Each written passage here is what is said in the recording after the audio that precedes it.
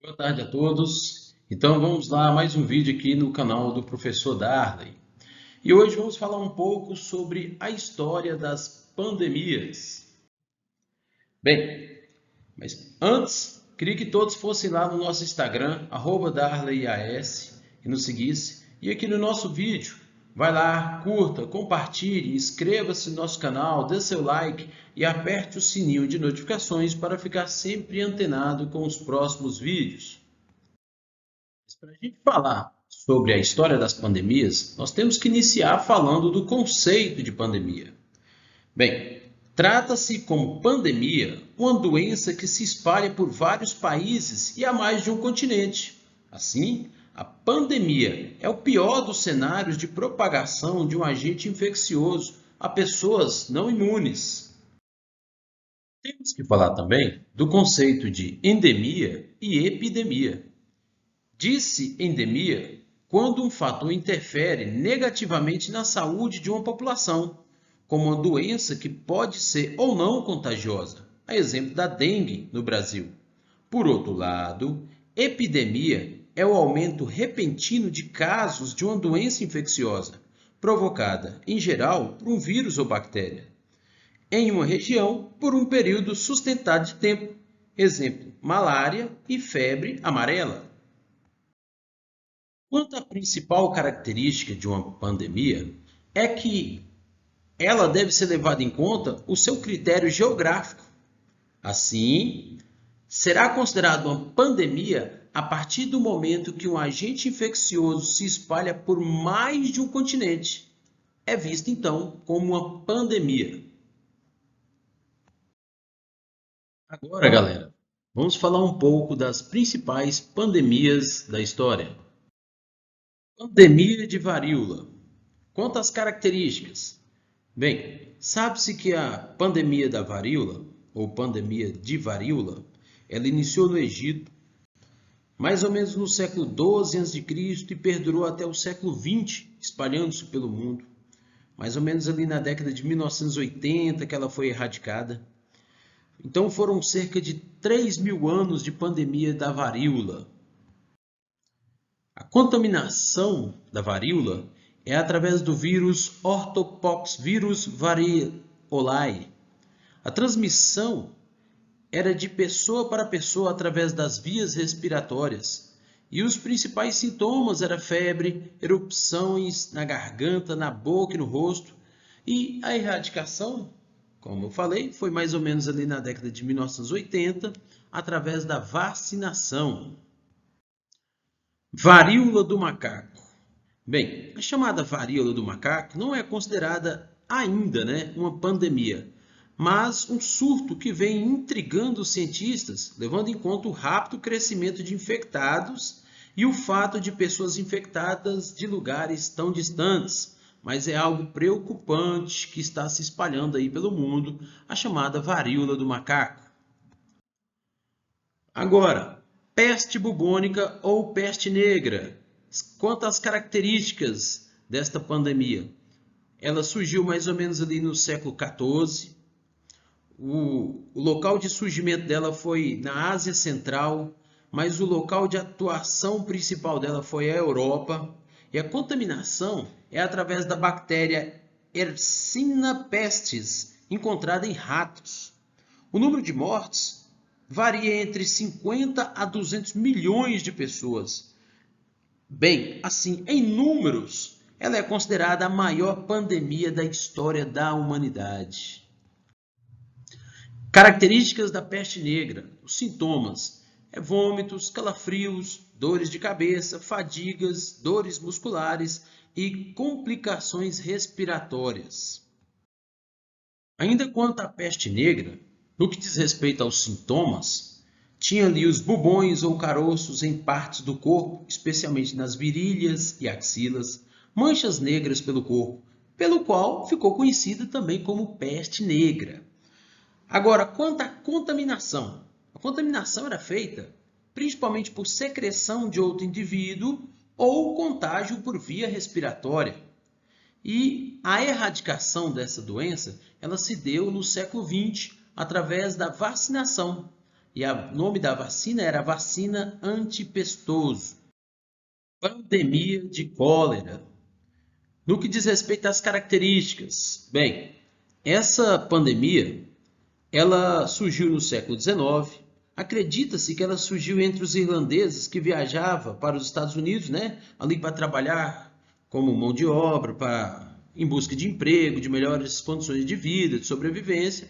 Então, naquelas viagens ali dos irlandeses que foram em busca de um novo mundo, né, para trabalhar, acredita-se que dali veio surgir essa pandemia da cólera e até hoje, no século XX, ainda é considerado uma pandemia. Quanto às características da cólera, observe-se que a contaminação é feita pela bactéria Vibrio cholerae. A transmissão se dá com o consumo de água ou alimentos contaminados com a citada bactéria. E ela é mais comum, ou seja, essa pandemia é mais comum nos países pobres. Lembrando que os principais sintomas são diarreia intensa, cólicas, enjoo, e o tratamento é feito através de vacina e antibióticos. Lembrando que a vacina contra a cólera não é totalmente eficaz. Gripe espanhola. Bem, a gripe espanhola ela teve início ali no ano de 2018. Lembrando que nesse período ainda estava acontecendo a Primeira Guerra Mundial e os sintomas da gripe espanhola são basicamente febre, tosse, coriza, dor no corpo, ou seja, sintomas muito parecidos com os da gripe normal. No que diz respeito ao tratamento da gripe espanhola, observou-se que fez uso de máscaras, isolamento social, mas não tinha assim um tratamento eficaz e específico. Nisso, morreram cerca de 50 a 100 milhões de pessoas. E a doença desapareceu ali por volta de 1919 e 1920, e a cura não foi encontrada. Covid-19. A Covid-19 ela surgiu em dezembro de 2019 na China. E os sintomas mais comuns e menos graves são dores de garganta, dores de cabeça, febre acima de 38 graus, tosse seca e persistente, dores e desconfortos, diarreia, coriza ou nariz entupido, perda de gosto ou olfato. Porém, a Covid-19 também tem alguns sintomas mais graves, que é dificuldade para respirar ou falta de ar, perda da fala, mobilidade ou confusão, dores no peito, enfim. Certo é que a pandemia da Covid-19 já matou atualmente, nesse momento que o vídeo está sendo gravado, cerca de 669 mil pessoas no Brasil e no mundo cerca de 5,4 milhões de pessoas. Porém, a Organização Mundial da Saúde acredita que esse número, em termos de mundo, seja muito maior, chegando a 15 milhões de pessoas. Tratamento da Covid-19. Bem, o tratamento é feito através do uso de máscara, isolamento social, vacinas, alguns corticoides, antivirais, anti-inflamatórios tiveram eficácia contra a Covid e também alguns medicamentos aprovados pela Anvisa, né, também tiveram muita eficácia contra o Covid. Então, galera, vamos falar agora um pouco sobre as características comuns das pandemias. Em especial, as características da Covid-19. Mas, de forma geral, isso também ocorreu com as demais pandemias que houve na história. E que características são essas que são comuns entre as pandemias? São as mudanças. Mudanças comportamentais, mudanças econômicas, mudanças políticas e inovações, sobretudo inovações tecnológicas. Quanto às mudanças comportamentais, que a gente pôde observar, foram mudanças em relação à saúde, né, à higiene, principalmente, mudanças em relação ao isolamento social e mudanças em relação à perca das liberdades individuais, em que os governos impuseram algumas limitações ao indivíduo.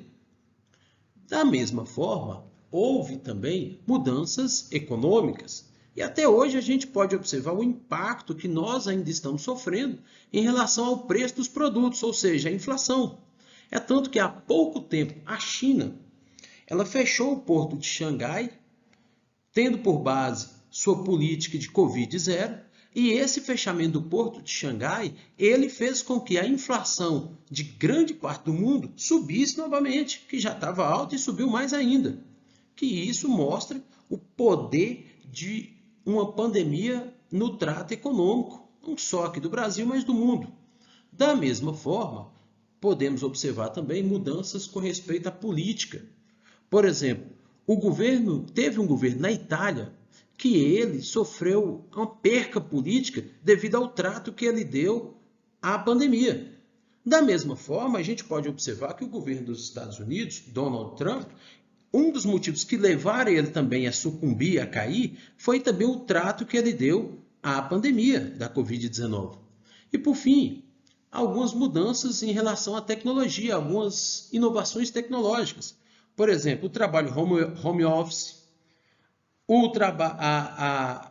a escola, né? o estudo em casa, o estudar em casa, a forma de estudar em casa, as inovações no que diz respeito às comunicações, entre outras inovações tecnológicas que ocorreram em meio à pandemia do Covid-19. Mas, quando a gente analisa a história, observou que essas são mudanças comuns e que também, de forma ou mais ou menos influente, mas também ocorreram em outros tempos em relação a outras pandemias.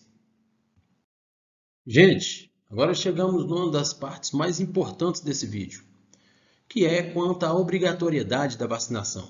Lembrando que aqui no Brasil já morreram quase 700 mil pessoas, se a gente continuar nesse ritmo vai chegar nesse número já, 700 mil pessoas. E aí fica a questão, é obrigatório tomar a vacina contra a Covid? Essa celeuma chegou até o STF e foi decidido nas ADIs 6.586 e 6.587. E a decisão foi a seguinte, é obrigatório tomar a vacina, porém, a vacinação obrigatória é diferente de vacinação forçada. O que é isso? Em outras palavras, significa que o poder público ele pode sim obrigar as pessoas a tomar a vacina, mas não pode pegar a pessoa e forçar ela a tomar a vacina.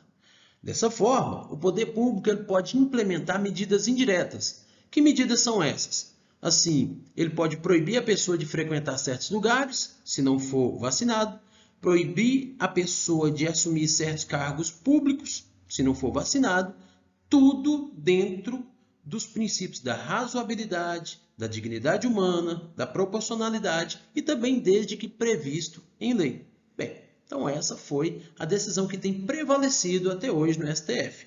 Óbvio que isso pode mudar com o tempo, mas atualmente é isso que tem prevalecido. Tranquilo? Gente, por hoje vamos chegar ao final agora e espero que todos curtam, compartilhem e até nosso próximo vídeo. Até mais.